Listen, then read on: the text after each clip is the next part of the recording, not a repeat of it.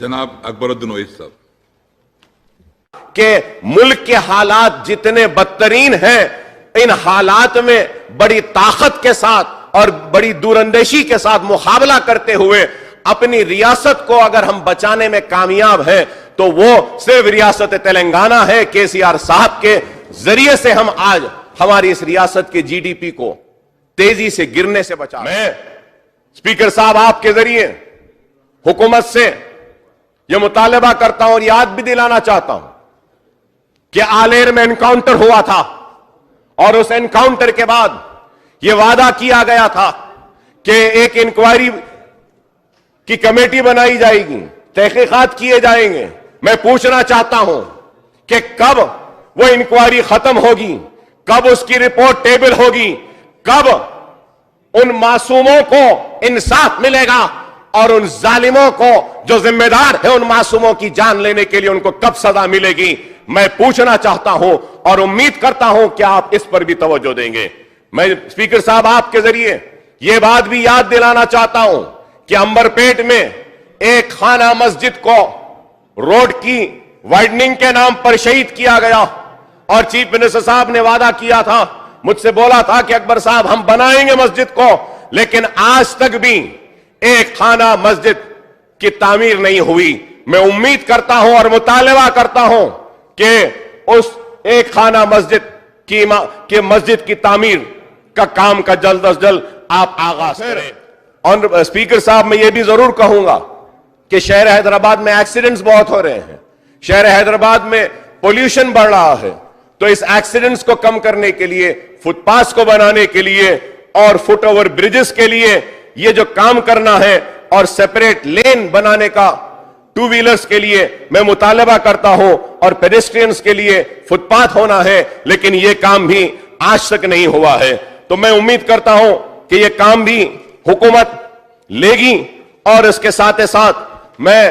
حکومت کو مبارکبادی دینا چاہتا ہوں کہ بستی دواخانوں کے ذریعے ایک اتنا اچھا کام ہو رہا ہے کہ بستی دواخانوں کے ذریعے بیماروں کا علاج ہو رہا ہے، دوائیں مل رہی ہیں اور ڈائلسس کے جو سینٹرز جو سٹارٹ کیے گئے ہیں اس کے لیے بھی میں حکومت کو مبارکبادی دیتا ہوں اور مطالبہ کرتا ہوں کہ اور ڈائلسس کے سینٹرز کو پرانے شہر حیدرآباد اور دوسرے ڈسٹرکٹس میں بھی لانا چاہیے، ان کو کھولنا چاہیے۔ آج حیدرآباد کی بڑی بڑی نشانیاں آج کھنڈر میں تبدیل ہو رہی ہیں، سیکریٹریٹ آج خاموش ہے، عثمانیہ یونیورسٹی کا یہ حال ہے، عثمانیہ دواخانے کا یہ حال ہے۔ میں امید کروں گا کہ حکومت اس تعلق سے غور کرے گی اور جو فنڈز دینا ہے یونیورسٹی کو وہ الاٹ کرے گی۔ میں یہاں پر کھڑا ہوں اور ان حالات کی پرواہ کیے بغیر اپنی دستور کی حفاظت کے لیے اور اپنے حق کی آواز کو بلند کرنے کے لیے یہاں کھڑا ہوں، تو یہ بھی ضرور بتاؤں کہ میں ان عناصر سے خائف نہیں، خوف زدہ نہیں، نہ ڈرا ہوا ہوں، کیونکہ میرا دستور مجھے وہ ہمت دیتا ہے، وہ طاقت دیتا ہے کہ میں اپنے حق کی لڑائی لڑ سکوں۔ اور جب میں یہ بات کہتا ہوں تو اس کے ساتھ ساتھ یہ بھی ضرور کہوں گا کہ آج جو حالات ہیں، نفرت کے بیانات کے ذریعے اس ملک کو مذہب کے بنیاد پر بانٹنے کی کوشش بھی کی جا رہی ہے، تو پھر نفرت انگیز تقاریر کے ذریعے عوام کو مشتعل بھی کیا جا رہا ہے، اور نہ صرف ان کو مشتعل کیا جا رہا ہے بلکہ نفرت انگیز بیانات کے ذریعے فسادات کو برپا کیا جا رہا ہے، اور ان فسادات کے ذریعے معصوم لوگ نہ صرف اپنی جان کو کھو رہے ہیں بلکہ اپنے مال کو، اپنے کاروبار کو، اپنے گھر کو بھی خاک کی ڈھیر میں تبدیل ہوتا ہوا دیکھ رہے ہیں۔ میری مراد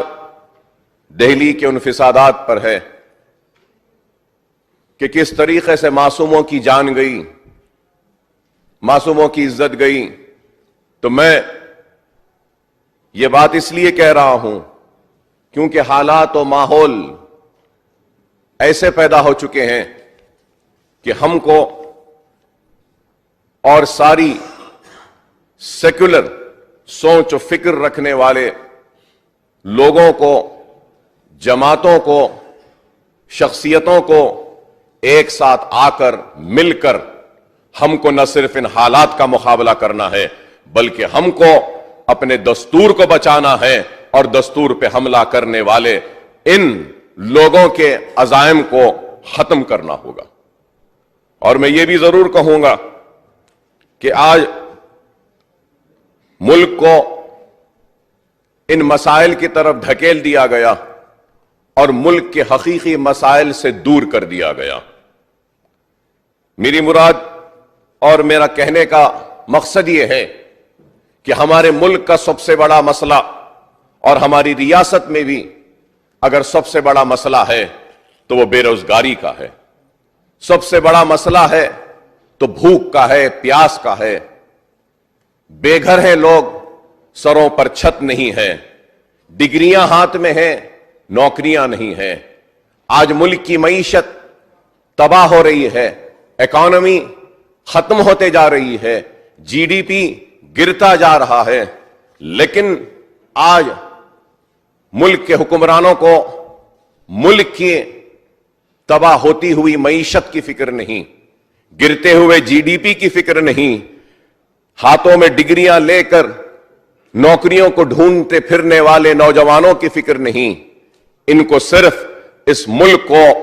सीएए के नाम पर या एनपीआर या एनआरसी के नाम पर मुल्क को बांटने में लगे हैं। अफसोस के साथ कहना पड़ता है कि आज सीएए के कानून को इस तरीके से पेश किया गया कि यह कानून के खिलाफ मुसलमान है, या एनपीआर का कानून को ऐसे पेश किया गया कि यह एंटी मुस्लिम है या मुसलमान इसके खिलाफ है।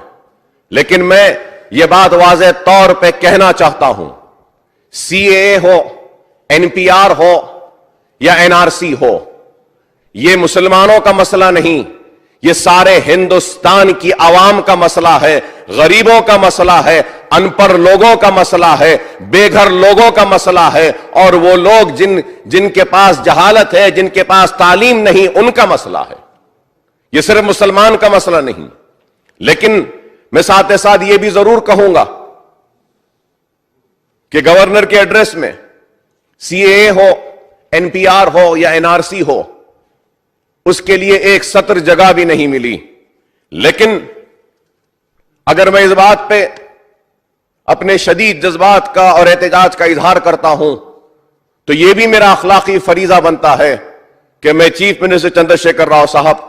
का शुक्रिया अदा करता हूं और उनको मुबारकबाद देता हूं कि ऐवान पार्लियामेंट में आपने सीएए की पुरजोर मुखालिफत की।